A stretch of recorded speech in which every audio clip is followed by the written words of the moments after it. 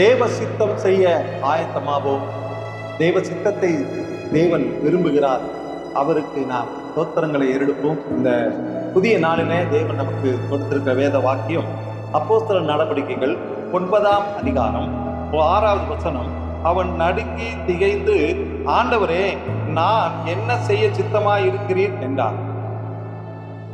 அதற்கு கர்த்தர், நீ எழுந்து பட்டணத்துக்குள்ளே போ, நீ செய்ய வேண்டியது அங்கே உனக்கு சொல்லப்படும் என்றார்.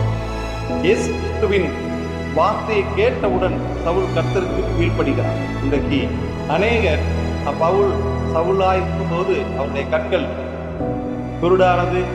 தேவன் பேசுகிறார், அந்த சத்தத்தை கேட்டார், கர்த்தருடைய வார்த்தைக்கு நடுக்குகிறார், அவன் திகைத்து நிற்கிறார், தன் பாவங்களை உணர்வடைகிறார். நான் என்ன செய்து கொண்டிருந்தேன், எப்படி வாழ்ந்து கொண்டிருந்தேன் என்பதை அந்த உணர்வை தருகிறார்.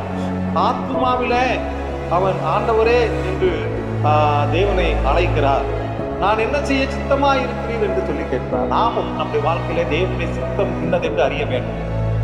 சவுல் கிறிஸ்தவர்களை துன்பப்படுத்திக் கொண்டிருந்த நாட்களிலே தேவன் அவனை தொட்டார்.